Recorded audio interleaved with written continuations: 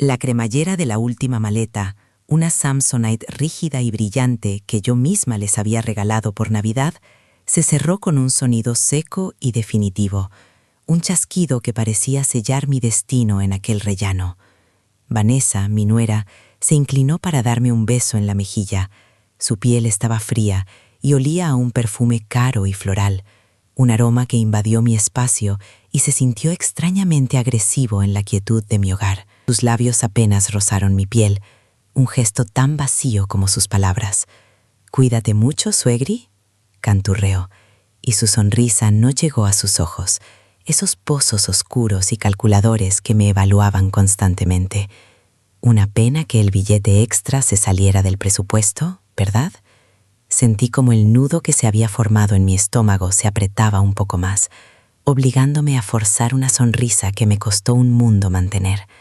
Asentí en silencio, mientras mis ojos captaban el brillo del reloj nuevo en la muñeca de mi hijo, un gasto que evidentemente sí había entrado en el presupuesto. La humillación era una capa de hielo fino que se extendía bajo mi piel, frágil y a punto de quebrarse. Mi marido, Javier, colocó una mano sobre mi hombro. No fue un gesto de cariño, sino de autoridad, de quien da una orden disfrazada de consuelo. Su voz, con ese tono paternalista que había perfeccionado a lo largo de 40 años de matrimonio, retumbó en el pequeño espacio. Además, tú no ibas a disfrutar del ajetreo, cariño. A tu edad, estos trotes ya no son buenos, sentenció, como si estuviera hablando con una niña pequeña o con una inválida. Quédate tranquila en casa, que es donde mejor estás. Miré de reojo a mi hijo, Sergio, que evitaba mi mirada, absorto en la pantalla de su iPhone de última generación, probablemente revisando la reserva del hotel de 5 estrellas en las Canarias. Su silencio era un grito de complicidad, una puñalada más certera que las palabras condescendientes de su padre o la falsa compasión de su mujer. Los vi allí, los tres, un equipo perfectamente conjuntado, con sus ropas de marca y su aire de euforia vacacional, y por primera vez en mi vida me sentí como una extraña, una pieza de mobiliario antiguo en mi propia casa. La puerta se cerró con un golpe sordo y el clic de la cerradura resonó en el pasillo como el fin de una era. De repente, el silencio del piso del barrio de Salamanca, un silencio que normalmente me resultaba reconfortante, se volvió pesado, opresivo, casi insoportable. Me quedé inmóvil en el recibidor, con la figura de los tres alejándose por el pasillo todavía grabada en mi retina. El aire aún conservaba una mezcla del perfume de Vanessa y el aroma del café que les había preparado esa mañana y que apenas habían probado. Un frío que no tenía nada que ver con la temperatura de la casa comenzó a subir desde mis pies, instalándose en mi pecho. Mis manos, temblorosas, se aferraron a la tela de mi sencilla bata de casa. Miré a mi alrededor, a las paredes que habían sido testigos de toda una vida de sacrificios, de renuncias silenciosas, y una tristeza profunda, una soledad tan vasta como el océano que ellos iban a cruzar, me envolvió por completo. En ese instante, parada en medio de mi propia vida, me sentí completamente invisible, borrada del cuadro que yo misma había pintado con tanto esmero. Aquellos 40 años junto a Javier no se miden en calendarios, sino en renuncias. Recuerdo con una claridad que duele el tacto del papel grueso de aquella carta. Era la oferta para ser directora del colegio, un sueño que había alimentado en silencio durante años. La tenía en la mano, temblando, el mismo día que a Javier se le ocurrió su primera gran idea de negocio, una que requería que yo dejara mi puesto para apoyarle desde casa. Guardé la carta en un cajón, bajo mis pañuelos de hilo, y sentí como su peso aplastaba algo dentro de mí. El olor a naftalina de ese cajón se convirtió para siempre en el aroma de mis ambiciones enterradas. Él nunca supo de esa carta. Para él, mi sacrificio fue tan natural como el amanecer, algo que simplemente ocurría para que su propio día pudiera empezar. Y yo, por amor, o por lo que entonces creía que era amor, le dejé creerlo, convirtiéndome en la primera piedra de mi propia jaula dorada. Luego nació Sergio, mi niño, mi todo, y con él el miedo. A los 5 años, una bronquitis terrible se lo llevó al hospital durante casi 3 meses. Fueron 96 noches de vigilia. sentada en una silla de plástico verde que se me clavaba en la espalda. El sabor amargo del café de máquina a las 3 de la mañana era mi único sustento. Recuerdo el olor a antiséptico mezclado con el de su pelo sudoroso y el frío del suelo de linóleo bajo mis pies descalzos en las carreras nocturnas hacia su cuna. Javier venía 1 hora por las tardes, siempre con prisa, hablando del trabajo, de sus problemas. Yo, en cambio, renuncié a mi reincorporación al colegio, perdiendo no solo un sueldo, sino mi conexión con el mundo exterior. Mi universo se redujo a la temperatura de un termómetro y al pitido de una máquina, un sacrificio que, por supuesto, se dio por sentado. Era mi deber de madre, ¿no es así? Cuando Sergio ya estaba recuperado, Javier decidió que era el momento de su segundo gran proyecto, una tienda de importación de artículos de lujo. «Esta es la buena, Pilar, nos haremos de oro», me decía con los ojos brillantes. El oro se convirtió en polvo. A los 2 años, la llamada del banco llegó como una sentencia de muerte. Debían exactamente 24.300 euros y la amenaza de embargo sobre nuestro piso era inminente. Recuerdo el temblor de mis manos al ver a Javier, un hombre tan orgulloso, completamente hundido en el sofá del salón. No lo dudé. Al día siguiente, fui a mi banco y liquidé el depósito a plazo fijo que mi padre me había dejado, un dinero que yo guardaba religiosamente para mi vejez. Le entregué el cheque de caja, sintiendo un vacío helado en el estómago. «Para que empecemos de cero», le dije. Él ni siquiera me miró a los ojos, solo cogió el cheque y dijo: «Menos mal que para algo servía ese dinerillo». Mi vida se convirtió en una sinfonía de tareas domésticas, un ciclo interminable de servicio silencioso que nadie parecía notar. Era la primera en levantarme para hacer el café, cuyo aroma llenaba una casa que aún dormía, y la última en acostarme, después de fregar el último plato y doblar la última prenda de ropa. Mis manos, que una vez sostuvieron tizas y libros, se agrietaron por el contacto con la lejía y los detergentes. Me convertí en la administradora de la escasez, estirando a la pensión de Javier y la mía, que él controlaba, para que a ellos nunca les faltara de nada. Cocinaba sus platos favoritos, planchaba sus camisas con un esmero que rozaba la devoción y mantenía la casa como un santuario de orden y limpieza. Era la infraestructura invisible de sus vidas cómodas, el pilar maestro de un edificio en el que yo era tratada como parte del mobiliario, útil pero sin voz, un mueble que con el tiempo empezaron a considerar viejo y anticuado. A Sergio nunca le faltó de nada, y ese fue quizás mi mayor error. Le pagué el carné de conducir, que le costó la friolera de 3 convocatorias y 1.800 euros. Su primer coche, un Volkswagen Polo de segunda mano que me costó 4.500 euros, sacados de mis ahorros personales. Los 900 euros para un curso de fotografía que abandonó al 3er mes porque no era lo suyo. Cada capricho, cada mala decisión, era amortiguada por mi bolsillo. Se acostumbró a la red de seguridad que yo tejía bajo sus pies, una red invisible, hecha con los hilos de mis privaciones. Cuando empezó a salir con Vanessa, la sangría se intensificó. De repente, necesitaba dinero para cenas en restaurantes caros, para regalos que yo jamás había recibido, para demostrar un estatus que no poseía. Y yo, cegada por el deseo de verle feliz, seguía abriendo el monedero, sin darme cuenta de que no estaba financiando su felicidad, sino su ingratitud. La llegada de Vanessa fue como la introducción de una especie exótica y depredadora en el tranquilo ecosistema de mi hogar. Desde el primer día, sus ojos me escanearon de arriba a abajo, no con la calidez de una futura nuera, sino con la fría evaluación de un tasador. Se fijaba en mis vestidos sencillos, en mis muebles heredados, en mi forma de hablar, y una sonrisa condescendiente se dibujaba en sus labios perfectamente perfilados. Su crueldad era sutil, disfrazada de cumplidos envenenados. «Ay, Pilar, qué suerte tienes de no preocuparte por estas tonterías de la moda», decía mientras lucía un bolso de Michael Kors que yo sabía perfectamente que Sergio le había comprado con mi dinero. Ella no veía en mí a una suegra, veía una fuente de financiación, un obstáculo rústico en su camino hacia la vida de influencer de Instagram que tanto anhelaba. Y yo, por no crear conflictos, por mantener la paz en la familia, tragaba saliva y sonreía.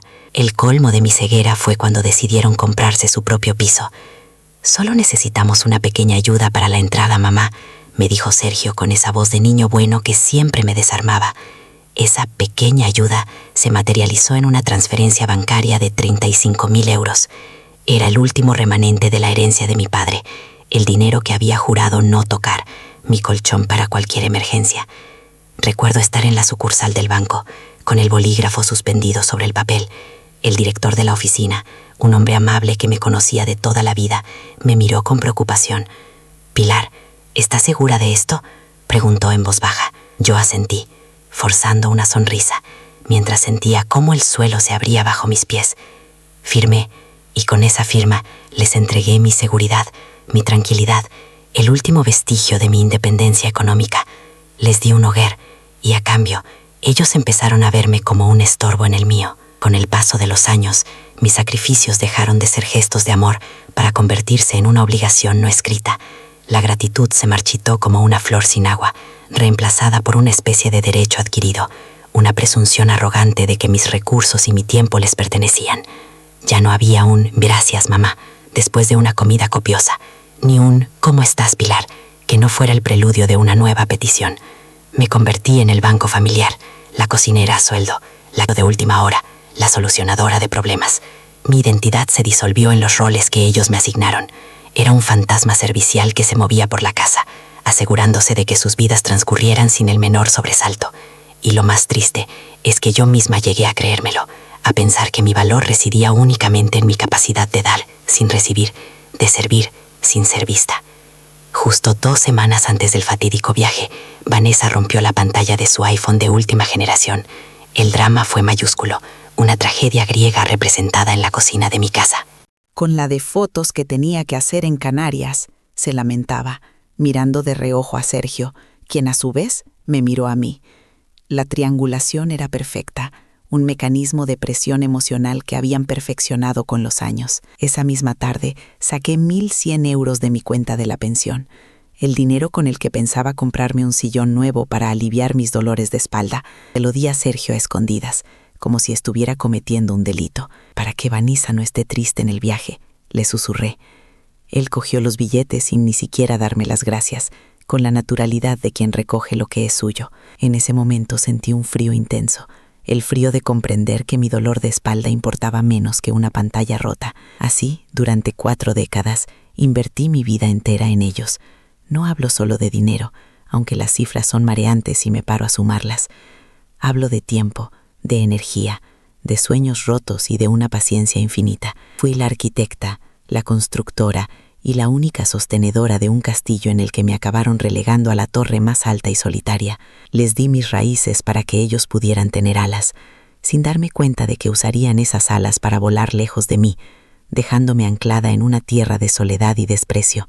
Me convertí en el puerto seguro al que siempre podían volver, el faro que nunca se apagaba. Lo que no sabía, lo que no podían imaginar mientras la puerta se cerraba dejándome atrás, es que a veces los faros también se cansan de iluminar barcos que solo traen tormentas, y el mío estaba a punto de apagarse para siempre. El segundo día de soledad transcurrió con una lentitud casi líquida, espesa. El silencio en el piso del barrio de Salamanca ya no era opresivo, sino melancólico, como una vieja canción de cuna que había olvidado su melodía. Decidí que no podía quedarme sentada, dejando que las horas me devoraran. Necesitaba hacer algo, cualquier cosa que me anclara al presente. Fui a la estantería del salón y cogí la tableta, un regalo de mi parte por su último aniversario que apenas usaban. Se me ocurrió que podría organizar las fotos antiguas, crear álbumes digitales, poner un poco de orden en los recuerdos, ya que no podía ponerlo en mi vida. Me senté en mi butaca de siempre, la que tiene la forma de mi cuerpo, y con un suspiro encendí la pantalla fría. Las primeras imágenes aparecieron. Sergio de niño en la playa, con un cubo y una pala, sonriéndome con sus dientes de leche. Una punzada de ternura me atravesó el pecho, un calor familiar que me hizo sonreír por primera vez en 2 días. Estaba inmersa en esa dulce nostalgia, pasando el dedo por décadas de vida familiar capturadas en píxeles, cuando una pequeña notificación apareció en la esquina superior de la pantalla. Era discreta, casi insignificante. Un icono de una nube con un texto debajo. Nuevo archivo de audio añadido a la carpeta compartida. Familia. Mi primer pensamiento fue de curiosidad infantil. ¿Qué sería? ¿Habrían grabado un mensaje para mí desde Canarias? Quizás un «Hola mamá, te echamos de menos», con el sonido de las olas de fondo. Una pequeña esperanza, ridícula y patética, como supe después, floreció en mi interior. Con el corazón latiendo un poco más rápido, pulsé sobre la notificación. El archivo se abrió, y durante un segundo solo hubo un murmullo de fondo, el típico ruido de un lugar concurrido, quizá un aeropuerto. Luego, una voz clara y familiar cortó el aire del salón. Era la voz de mi hijo, de mi Sergio, y no decía «Hola mamá». La vieja se ha tragado lo del presupuesto. Ja, ja, ja. La risa. Fue la risa lo que me golpeó primero, como un puñetazo en el estómago que me dejó sin aire. Aguda, burlona, llena de un desprecio que nunca le había oído. Y luego la palabra, vieja. No mamá, no mi madre, la vieja. La palabra rebotó en las paredes de mi salón, en mi cabeza, destrozando 40 años de imágenes de amor y devoción. Me quedé completamente inmóvil, con el dedo suspendido sobre la pantalla. La tableta se sentía increíblemente pesada en mi regazo, un bloque de hielo. El sol que entraba por la ventana y que antes me parecía cálido, ahora me quemaba la piel. Sentí como la sangre se retiraba de mi rostro, un frío glacial que comenzaba en la nuca y se extendía por toda mi columna vertebral. El mundo se detuvo. Solo existía esa frase, esa risa cruel, suspendidas en el aire como un veneno invisible que había empezado a inhalar. Antes de que pudiera procesar el primer golpe, llegó el segundo, la estocada final. La voz de Javier, mi marido, respondió a la de mi hijo. Su tono no era de reproche, sino de cómplice camaradería. Es lo mínimo, con el dinero de su billete. Vanessa por fin podrá comprarse ese reloj y presumir en Instagram. Y ahí estaba, la pieza que faltaba en el rompecabezas de mi humillación. No era solo una mentira para dejarme atrás, era un plan, una conspiración fría y calculada para financiar un capricho, el reloj de Vanessa, el dinero de mi billete, el billete que no podía permitirse, un símbolo de estatus para que mi nuera pudiera pavonearse en una red social. En ese instante me vi a mí misma en el rellano, forzando una sonrisa, asintiendo como una tonta, mientras ellos, mis 3 verdugos, apenas podían contener su desprecio. Me habían tomado el pelo, se habían reído de mi amor y de mi sacrificio. La tristeza que me había ahogado durante 2 días se evaporó de golpe, dejando un vacío inmenso. Y en ese vacío, algo nuevo comenzó a nacer. No fue un grito, ni un llanto, fue un silencio aterrador, una calma gélida que se apoderó de cada célula de mi ser. Me quedé de piedra, sí, pero no una piedra frágil, sino una de granito. Sentí como la mujer que había sido durante 68 años, la madre abnegada, la esposa complaciente, la suegra invisible, se hacía añicos dentro de mí. Vi sus fragmentos caer en un abismo y no sentí ninguna pena.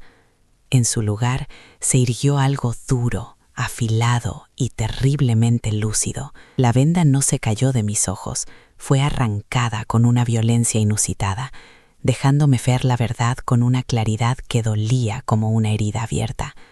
El amor incondicional que había profesado se reveló como lo que era, una cadena que yo misma me había puesto y de la que ellos tiraban a su antojo. En ese momento, en esa butaca, la dulce y buena de Pilar García murió. De repente, toda mi vida pasó ante mis ojos, pero bajo una nueva luz, cruda y despiadada. Cada sacrificio se convirtió en una estafa. La carta con mi ascenso a directora que escondí en un cajón no fue un acto de amor, fue el primer pago de una deuda infinita. Las 96 noches en vela en el hospital no fueron un deber de madre, fueron el cebo para mantenerme atada a él. Los 24.300 euros para salvar el negocio de Javier no fueron una ayuda, fueron el rescate de mi propio carcelero. Los 35.000 euros para la entrada de su piso no fueron un regalo, fueron la compra de mi propia celda de aislamiento. Cada plato cocinado, cada camisa planchada, cada euro entregado en secreto, todo era parte del mismo engaño monumental. Me habían despojado de todo, no a la fuerza, sino con mi pleno consentimiento, manipulando la única cosa que yo creía tener a salvo, mi amor por ellos. Miré a mi alrededor, al salón que había decorado con tanto esmero, a las fotografías enmarcadas en plata que sonreían desde las paredes. Eran las reliquias de una vida falsa, el atrezo de una obra de teatro en la que yo era la única que no se sabía el guión. El aroma a cera de muebles y a los libros viejos de la estantería que siempre me había reconfortado, ahora olía a rancio, a mentira, a tiempo perdido. La soledad que sentía ya no era la de una mujer abandonada, sino la de una reina destronada en su propio palacio. Ellos no me habían dejado atrás en un viaje a Canarias. Me habían dejado atrás hacía mucho, mucho tiempo, relegándome al papel de intendente de sus vidas, una figura útil pero sin rostro, sin voz, y lo que era peor, sin valor. Pero se equivocaban. Se habían olvidado de un pequeño, minúsculo detalle. El castillo, este castillo, estaba construido sobre mi tierra. Cerré la tableta con un golpe seco y definitivo. El sonido retumbó en el silencio, no como un final, sino como el pistoletazo de salida. Me levanté de la butaca y por primera vez en muchos años sentí mi propia altura, el peso de mi cuerpo anclado con firmeza al suelo. Ya no había temblor en mis manos, ni nudo en mi garganta, solo una determinación fría como el acero.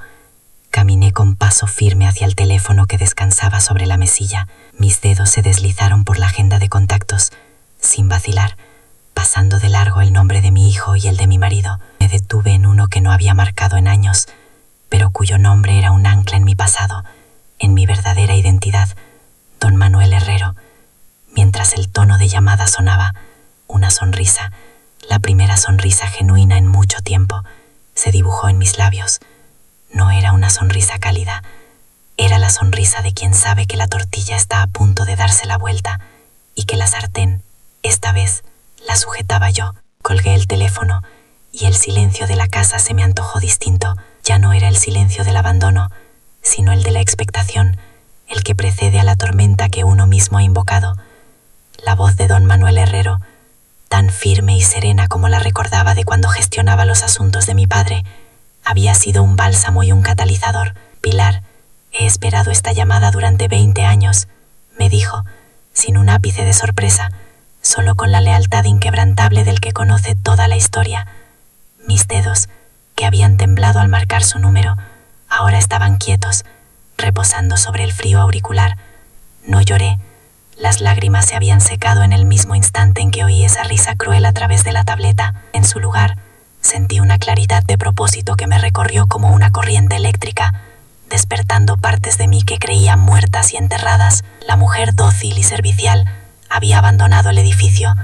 Ahora al mando estaba la hija de mi padre, una mujer que sabía perfectamente lo que valía su patrimonio y por primera vez lo que valía ella misma. Al día siguiente, cuando el teléfono sonó con su melodía estridente, mi corazón no dio un vuelco. Era Sergio. Su voz, filtrada por la mala conexión de las Canarias, sonaba lejana y falsamente jovial. Me preguntó cómo estaba, un mero trámite antes de llegar al verdadero propósito de su llamada. Vanessa había visto un bolso en una tienda del Paseo Marítimo, una oportunidad única. Necesitaba, según sus cálculos, unos 450 euros más. Escuché su perorata con una que me sorprendió a mí misma, una paciencia de entomólogo observando a un insecto predecible. Claro que sí, hijo mío, no te preocupes por el dinero. Disfrutad, que para eso está vuestra madre, le dije, y mi voz sonó tan dulce y convincente que por un momento casi me engañó a mí misma. Colgué y me dirigí a la cocina a prepararme un té. El sabor del limón era ácido y real en mi lengua, un ancla a la verdad mientras mi mente, fría como una calculadora, restaba esos 450 euros de su inexistente herencia. El juego había comenzado, y yo estaba aprendiendo las reglas a una velocidad vertiginosa. El miércoles por la mañana me vestí con un traje de chaqueta que no me ponía desde el funeral de mi padre. Al mirarme al espejo, no vi a una anciana, sino a una señora, una propietaria. La notaría de don Manuel estaba en la calle Serrano, un mundo de maderas nobles y silencio reverencial. El notario, un hombre joven de gafas finas, leyó los documentos con voz monótona. Siendo doña Pilar García Soler, en su estado de soltera, única y legítima propietaria del pleno dominio del inmueble Citoen. Cada palabra era un ladrillo que reconstruía mi fortaleza. Al firmar, mi mano no vaciló. El trazo de mi nombre, mi apellido de soltera, fue firme y seguro. Sentí el peso de la pluma estilográfica, el leve arañazo del plumín sobre el papel timbrado. Era el sonido de mi liberación. Don Manuel me puso una mano en el hombro al salir. Tu padre estaría orgulloso, Pilar. Asentí, incapaz de hablar. No por la emoción, sino por la abrumadora sensación de poder que me embargaba. El poder de ser, simplemente, yo misma. Esa misma tarde, con la copia simple de mi bolso como si fuera un talismán, hice la segunda llamada de mi plan. Busqué cerrajeros de urgencia en las páginas amarillas. Un acto tan mundano que resultaba casi cómico. La voz al otro lado de la línea fue eficiente y anónima. Le expliqué que había perdido las llaves y que, por seguridad, quería cambiar el bombín de la puerta principal, la de servicio y la del trastero. Me dio un presupuesto de 380 euros y me dijo que podrían enviar a un técnico al día siguiente. Acepté sin regatear. Al colgar, me quedé mirando la puerta de entrada. ¿Cuántas veces la había cruzada cargada con las bolsas de la compra? Cansada tras un día de recados para ellos. ¿Cuántas veces había girado esa llave para encerrarme en mi propia vida de servicio? Mañana, esa cerradura, el símbolo de mi cautiverio voluntario, sería reemplazada. Mañana, la llave de mi casa la tendría únicamente yo. Una sonrisa se dibujó en mi rostro. Una que no habría reconocido ni en 1.000.000 de años. Mientras esperaba al cerrajero, me dediqué a pasear por la casa. Pero ya no la veía como mi hogar, sino como una escena del crimen. Cada objeto de ellos era una prueba de mi estupidez. El enorme televisor de 70 pulgadas que Javier había comprado a plazos con mi pensión, la cafetera de cápsulas de 300 euros que Vanessa exigió porque la italiana era un coñazo, la consola de videojuegos de Sergio acumulando polvo en un rincón. Ya no sentía nostalgia ni cariño. Sentía el frío desapego de un liquidador de siniestros. Abrí el armario de mi hijo y el olor a su colonia barata me revolvió el estómago. Saqué un par de sus camisetas de marca, sintiendo la tela suave, y las dejé caer al suelo sin cuidado. Fui al baño de mi marido y tiré a la basura sus carísimos productos para la calvicie. Eran pequeños actos de vandalismo silencioso. Una purga necesaria para limpiar no solo la casa, sino mi propia alma de su presencia tóxica. Estaba borrando metódicamente 40 años de servidumbre, preparándolo todo para la gran mudanza. La llamada a la empresa de mudanzas fue la más fácil de todas. La mujer que me atendió fue amable y profesional. Le expliqué que necesitaba vaciar 3 dormitorios y parte del salón, y trasladarlo todo a un trastero en el mismo edificio. Calculó rápidamente un presupuesto. Serían unos 850 euros, señora, incluyendo el embalaje completo. Podemos enviar a un equipo el viernes por la mañana. Viernes. Perfecto. El día antes de su regreso. La fecha tenía una simetría poética, casi divina. Le di mi nombre, Pilar García, y confirmé el servicio. Mientras hablaba con ella, Mimiana se posó en una foto enmarcada en el aparador, los tres, sonrientes, en la boda de una prima. Vanessa con un vestido llamativo, Sergio con una corbata mal anudada, Javier con su aire de patriarca satisfecho. Yo no estaba en la foto. Yo era la que la había sacado. Como siempre. Cogí el marco de plata. Lo abrí. Saqué la fotografía. La doblé cuidadosamente en 4. Y la tiré al fondo de la papelera. El viernes, la casa se llenó de hombres uniformados y del sonido del precinto al tensarse sobre las cajas de cartón. Yo me senté en la cocina, con una taza de café, y observé el desmantelamiento de mi vida anterior con una calma absoluta. Dirigí la operación con la precisión de un general de campo. Ese cuadro, también. Y todos los libros de esa estantería. Las copas de coñac del mueble bar, por favor. Y no se olviden de la bicicleta estática del dormitorio. Los operarios, seguramente acostumbrados a divorcios y desahucios, no hicieron preguntas, simplemente obedecían, empaquetando eficientemente los vestigios de las vidas de mi marido y de mi hijo. Vi cómo metían en una caja el reloj de cuco que Javier tanto apreciaba, cómo envolvían en plástico de burbujas la colección de figuritas de Lladró de Vanessa. No sentí ni una punzada de remordimiento, solo la extraña y liberadora sensación de estar aligerando equipaje, de estar tirando por la borda un lastre que me había mantenido hundida durante décadas. A media tarde, con la casa ya semivacía y resonando con un eco nuevo, recibí un mensaje de Vanessa.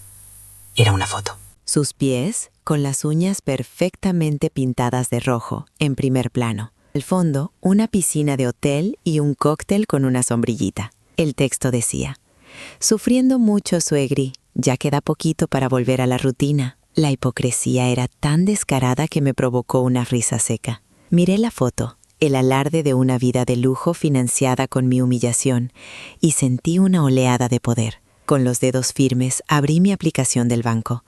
Busqué el contacto de Sergio. Seleccioné la opción de hacer un Bizum. Tecleé la cantidad, 100 euros. Ni un céntimo más, ni un céntimo menos. Era una cifra redonda, insultantemente pequeña. Una limosna. En el concepto, escribí con una caligrafía digital perfecta la frase que sellaría su destino y mi libertad. Para el hotel. Es el último. Y pulsé enviar con una satisfacción que rozaba lo sublime. La respuesta no se hizo esperar. A los 5 minutos, el teléfono vibró con una llamada entrante de Javier. Su voz, al otro lado de la línea, era una mezcla de triunfo y condescendencia, el tono del domador que cree haber doblegado a la fiera. «Hombre, Pilar, ya era hora de que entraras en razón. Nos tenías muy preocupados con esta pataleta infantil», ladró, y pude oír de fondo la risa tonta de Vanessa. «Claro que iremos a cenar. Reserva en el asador Donostiarra, que a Vanessa le apetece un buen zuletón. Y más te vale que esto sirva para que nos des de una vez la copia de la nueva llave, que ya está bien de tonterías». Asentí dócilmente al auricular, mi voz un susurro de sumisión. «Por supuesto, Javier, lo que vosotros digáis. Mañana a las 9 en el asador». Colgué el teléfono y me serví otra copa de Rioja. El sabor afrutado del vino era el sabor de la victoria anticipada. Habían mordido el anzuelo con una avidez que resultaba casi patética. La soberbia, qué gran aliada para mis propósitos. La tarde de la cena la dediqué a mi propia transformación, un ritual casi sagrado. Me deshice de la bata de casa, esa segunda piel que había sido mi uniforme de servidumbre, y la tiré al fondo del contenedor de basura. Luego me di un baño con sales aromáticas, sintiendo cómo el agua caliente se llevaba los últimos vestigios de la antigua Pilar.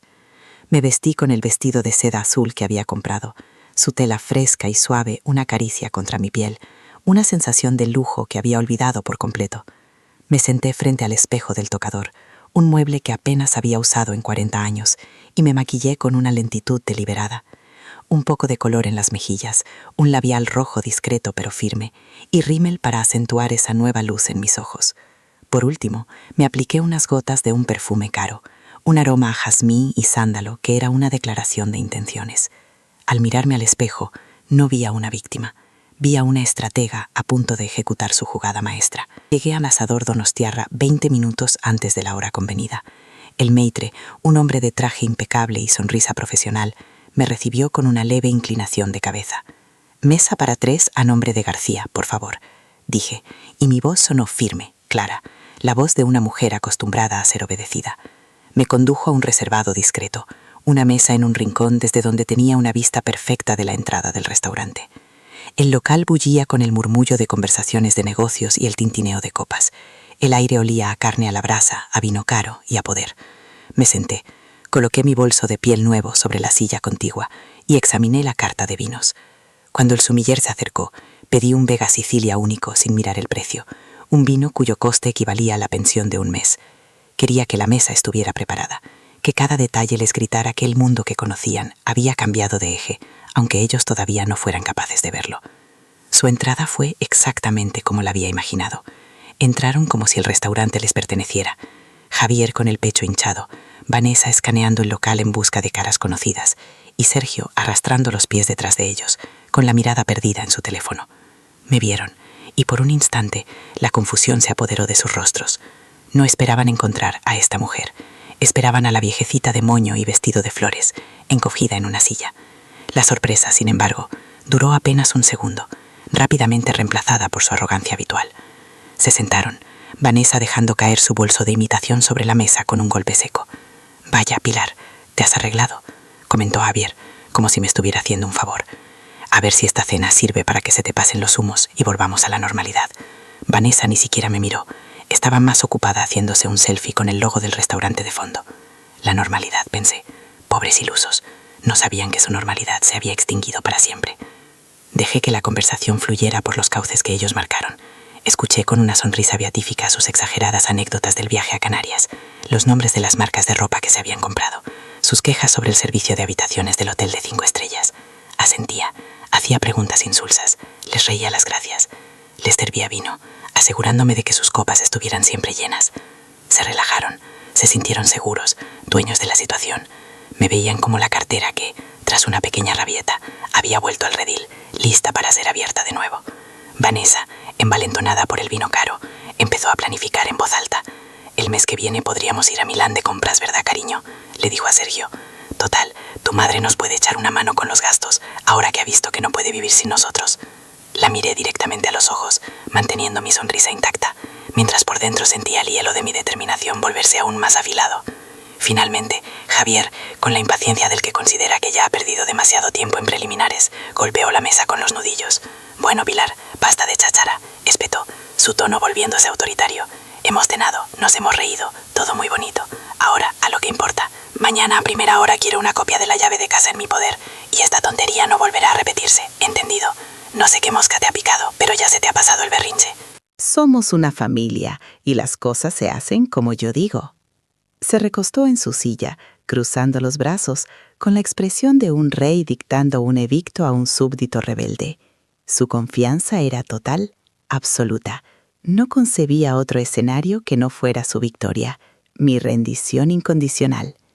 El chuletón, sangrante y enorme, acababa de llegar a la mesa, un festín para el condenado. Vanessa, limpiándose una comisura de sus labios con la servilleta de hilo, añadió su propia dosis de veneno, disfrazado de preocupación. «Y por cierto, suegri, espero que no hayas tocado nada de mi habitación. Tengo cosas muy delicadas, ¿sabes? Mis colecciones de maquillaje, los bolsos. Sería una pena que algo se hubiera estropeado por tu despiste», dijo, arrastrando la última palabra con una dulzura insultante. Su mirada me recorrió de arriba abajo, evaluando mi vestido, mis joyas, como si estuviera calculando cuánto podría sacar por ellas. En ese momento vi con una claridad meridiana que para ella yo no era una persona, sino un objeto, una cuenta bancaria con piernas, un obstáculo molesto pero necesario en su escalada social. Y la satisfacción de saber que su escalada estaba a punto de convertirse en una caída libre por un precipicio fue casi abrumadora. El momento había llegado. Tomé un sorbo lento y deliberado de mi Vega Sicilia, saboreando cada matiz en mi paladar. Dejé la copa sobre el mantel con un sonido casi inaudible. El murmullo del restaurante pareció desvanecerse, creando una burbuja de silencio a nuestro alrededor. Los miré a los tres, uno por uno, sosteniendo su mirada hasta que fueron ellos los que la apartaron, incómodos. Mi voz, cuando finalmente hablé, fue suave, tranquila, pero con un filo de acero que nunca me habían oído. «Tenéis razón», comencé, y vi como una sonrisa de triunfo se dibujaba en el rostro de Javier. «Hay que volver a la normalidad, a la mía». Hice una pausa, dejando que la frase flotara en el aire. «Y en mi nueva normalidad, vosotros ya no estáis incluidos. Vuestras pertenencias, Vanessa, están perfectamente embaladas y a salvo.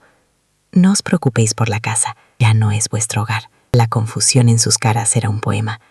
No entendían nada.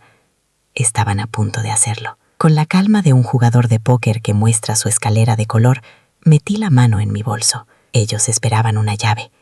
Esperaban su misión. Saqué 3 sobres blancos, gruesos, con el membrete de mi abogado. Deslicé uno frente a Javier. «Aquí tienes la demanda de divorcio, por adulterio y maltrato psicológico. Te sorprendería la de pruebas que he acumulado en 40 años. Deslicé los otros 2 frente a Sergio y Vanessa. Y para vosotros, una notificación del juzgado. Una demanda por la devolución de los 73.850 euros que os he prestado en los últimos 5 años, con sus correspondientes intereses. Tenéis la dirección del guardamuebles adjunta. Podéis recoger vuestras cajas cuando queráis». Me levanté, dejando sobre la mesa un fajo de billetes que cubría la cuenta y una generosa propina. «La cena es mi último regalo. Que aproveche». Y sin mirar atrás, salí del restaurante, dejándolos petrificados en medio del olor a carne a la brasa, con el sabor a ceniza de su derrota en la boca. Mi salida del restaurante no fue una huida, sino una coronación. Di cada paso con una lentitud deliberada, sintiendo el roce de la seda de mi vestido contra mis piernas, el firme taconeo de mis zapatos nuevos sobre el mármol pulido. No miré atrás, pero podía sentir sus miradas clavadas en mi espalda como 3 puñales de hielo. El murmullo del local, que se había contenido durante mi discurso, volvió a crecer a mi alrededor, pero era un sonido lejano, como el oleaje de un mar que ya no podía ahogarme. Yo era la directora de esta obra y acababa de bajar el telón en el momento preciso, dejándolos a ellos en el escenario, expuestos bajo los focos de su propia miseria. Sabía, sin necesidad de verlo, que el silencio atronador en esa mesa era el sonido de su mundo derrumbándose, ladrillo a ladrillo, y que el primer grito de rabia no tardaría en llegar. Era solo cuestión de segundos. El primero en reaccionar, como siempre, fue Javier. Su incredulidad inicial, esa fracción de segundo en la que su cerebro se negó a procesar mis palabras, dio paso a una furia volcánica. Escuché un sonido gutural, un gruñido ahogado que no era del todo humano, el sonido de un animal herido en su orgullo. Su rostro, que minutos antes rebosaba una autosuficiencia casi cómica, debió de transformarse en una máscara de ira. Me lo imaginé, con la vena de la sien latiendo frenéticamente, sus manos regordetas apretando los puños sobre el mantel de hilo blanco, arrugándolo con una fuerza ciega. El patriarca, el rey de su pequeño y miserable castillo, acababa de ser destronado con un simple sobre de papel, y su única respuesta, la única que había conocido en 40 años, era la violencia sorda de la impotencia, una tormenta gestándose en el cuerpo de un hombre que había perdido el control para siempre. Vanessa, por su parte, reaccionó con la velocidad de una víbora. Sus dedos, adornados con uñas de gel de un color carmesí, se abalanzaron sobre el sobre como si quemara.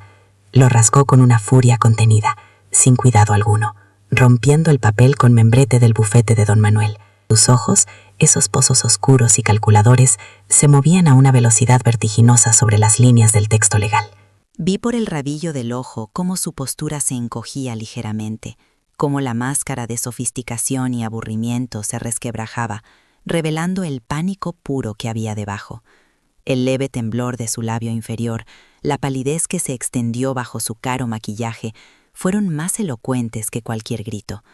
La cifra, esos 73.850 euros, debió de aparecer ante sus ojos como una sentencia de muerte para su vida de lujos de Instagram. El castillo de naipes que había construido con mi dinero se estaba viniendo abajo.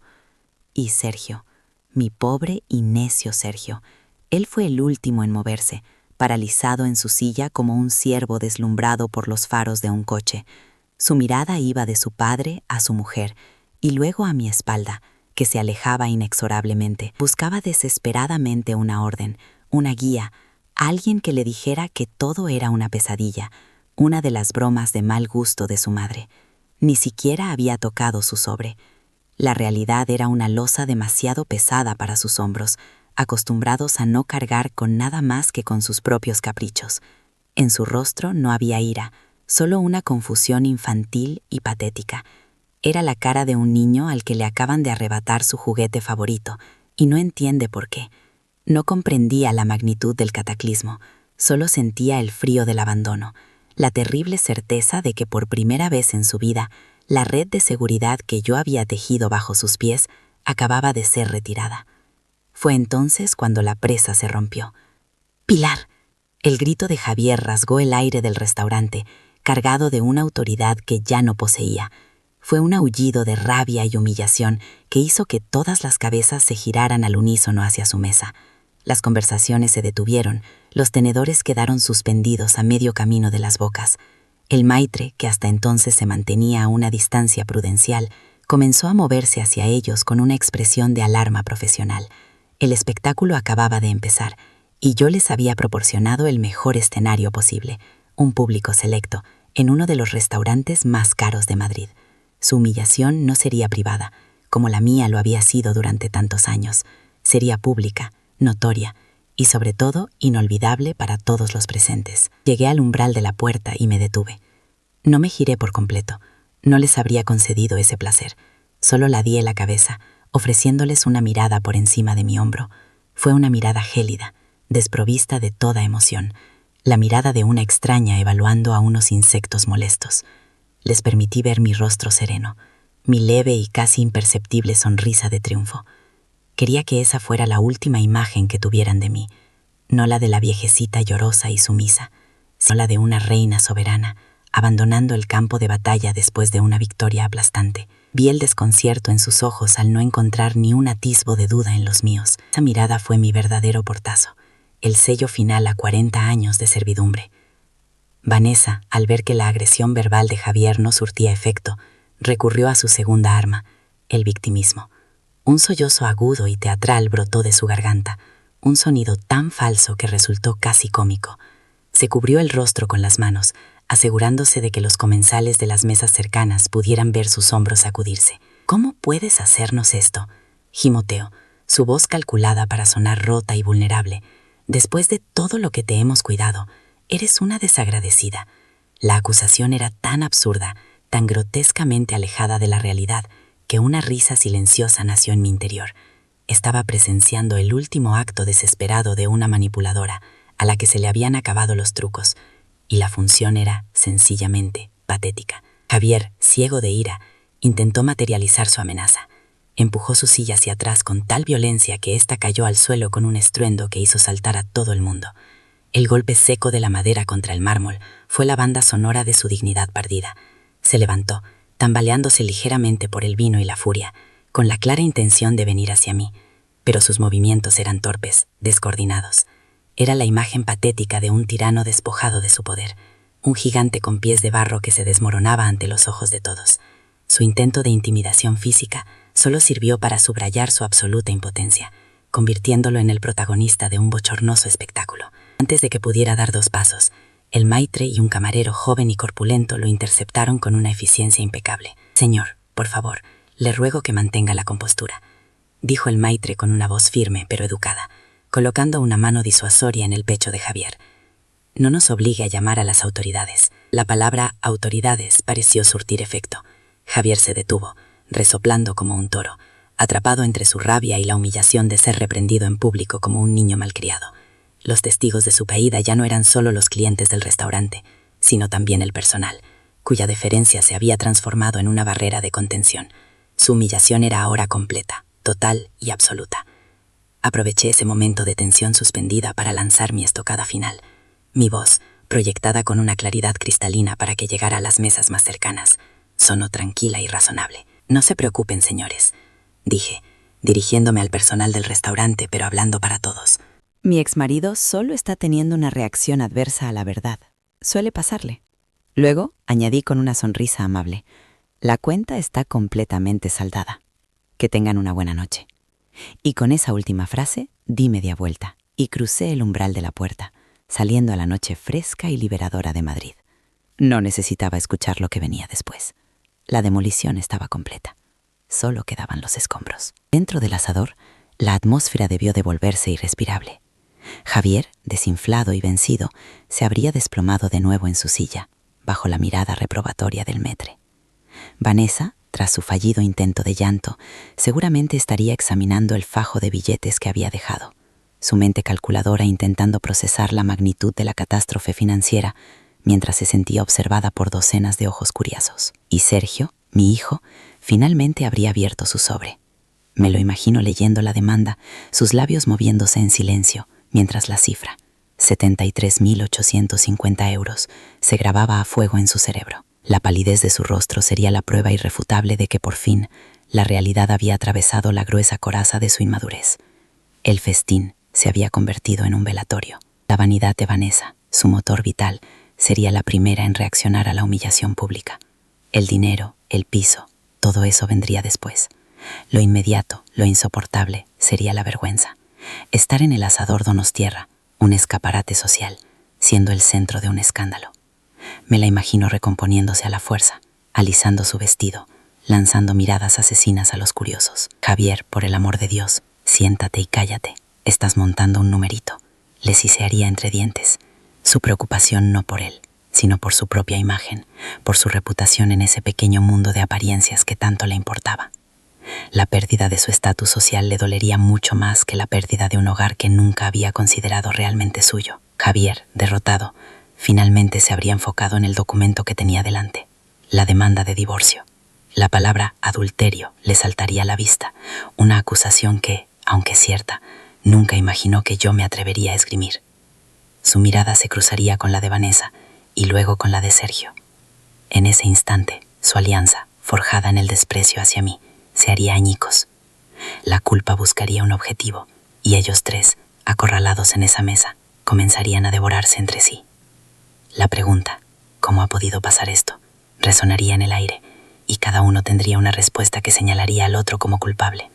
El equipo perfecto, el que se reía de la vieja, se había disuelto en un charco de recriminaciones y pánico. Mamá no puede hacernos esto, no tiene derecho. La voz de Sergio sería un quejido lastimero, la negación infantil de quien se niega a aceptar las consecuencias de sus actos. 73.000 euros. Eso es imposible. ¿De dónde vamos a sacar ese dinero? Esto tiene que ser un error. Seguiría buscando una explicación lógica dentro de su universo ilógico, donde yo era una fuente inagotable de recursos y perdón. No entendería que las reglas del juego habían cambiado, que el banco de mamá había cerrado sus puertas para siempre, y que ahora, en lugar de un cajero automático, se encontraba con un cobrador implacable que venía a reclamar hasta el último céntimo de deuda, con intereses. El último acto de su desesperación sería tecnológico. Vanessa, con los dedos temblorosos de rabia, marcaría mi número en su móvil, esperando sin duda poder vomitar todo su veneno a través del auricular, pero no encontraría mi voz sumisa al otro lado. Se toparía con el tono frío e impersonal de un buzón de voz que nunca escucharía, porque mientras ellos se ahogaban en su desastre, yo ya había bloqueado sus números uno por uno. Había cortado el último hilo que los unía a mí.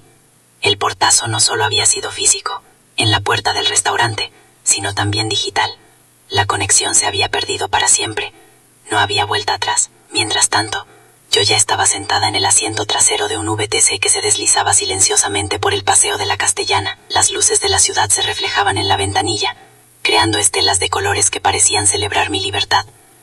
No miré ni una sola vez atrás, hacia el restaurante que contenía las ruinas de mi vida anterior. Mi vista estaba fija en el frente, en el camino que se abría ante mí.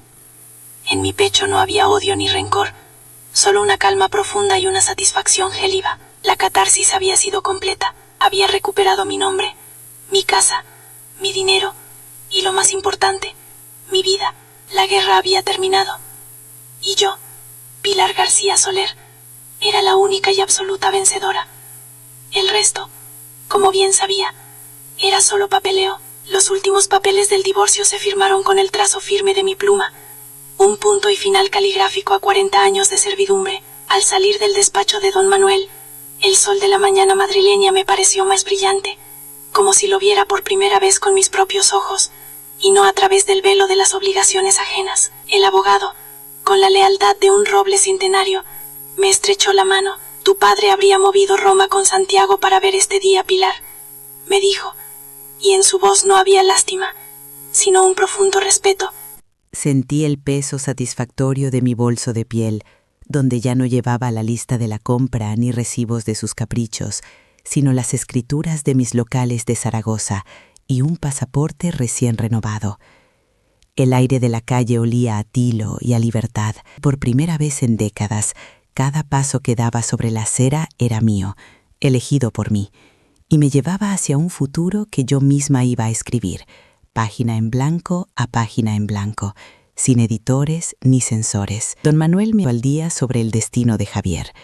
En un último acto de arrogancia desesperada, había intentado iniciar un proceso de incapacitación judicial contra mí, alegando un repentino delirio senil. La humillación que debió sentir en la sala del juzgado cuando mi abogado presentó los informes de gestión impecable de mi patrimonio durante más de 20 años, junto con 2 evaluaciones psiquiátricas que me declaraban más lúcida que él, debió de ser antológica. El juez desestimó el caso con una reprimenda que, según me contó don Manuel, hizo sonrojar hasta al fiscal. Ahora vivía en un apartamento de 40 metros cuadrados en Carabanchel, un estudio interior cuya única ventana daba a un patio de luces. Su pensión, que antes le parecía una fortuna para controlar, apenas le llegaba para el alquiler y para comprar comida precocinada. El gran patriarca, el hombre cuya palabra era ley, había acabado solo, abandonado por sus cómplices y reducido a la insignificancia que tanto temía. El dúo dinámico, Sergio y Vanessa, no corrió mejor suerte. La deuda de 73.850 euros, ratificada por un juez, cayó sobre ellos como una losa de granito. Su nombre figuraba en letras de color escarlata en la lista de morosos de Asnef, cerrándoles cualquier puerta a un crédito, a un alquiler, a una simple tarjeta de teléfono. Tuvieron que malvivir en el sofá-cama de la hermana de Vanessa, soportando miradas de reproche y comentarios mordaces en cada comida familiar. El Instagram de Vanessa enmudeció. En fondos para restaurantes caros, viajes exóticos o bolsos de estreno, su vida de apariencia se desvaneció, dejando al descubierto un vacío tan grande como su vanidad. Sergio, por primera vez a sus 42 años, se vio obligado a buscar un trabajo de verdad, descubriendo con pavor que el mundo laboral no tenía piedad con un hombre sin experiencia, sin estudios y con una actitud de príncipe destronado. Su alianza, forjada en la codicia, se disolvió en un ácido de recriminaciones mutuas. Mi primer viaje no fue a un destino exótico, fue un peregrinaje. Cogí el AVE a Zaragoza y pasé una semana recorriendo las calles que me vieron crecer. Visité cada uno de los 8 locales comerciales que mi padre me había dejado. Hablé con los inquilinos, gente trabajadora que me recibió con un cariño y un respeto que me eran desconocidos. Me presenté no como una casera distante, sino como la hija de Julián García, el hombre que les dio su primera oportunidad.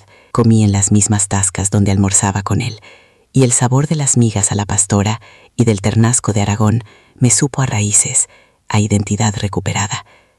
Al caminar por la Plaza del Pilar, bajo la imponente mirada de la basílica, no me sentí sola. Sentí que volvía a casa, a mí misma. Entendí que mi verdadera herencia no eran los ladrillos ni los alquileres, sino la fuerza y la astucia de un hombre que siempre supo lo que yo valía, incluso cuando yo misma lo había olvidado. De vuelta en Madrid, mi piso del barrio de Salamanca experimentó una resurrección. Despaché los muebles oscuros y pesados de Javier y los reemplacé por piezas de diseño escandinavo, ligeras, funcionales y llenas de luz.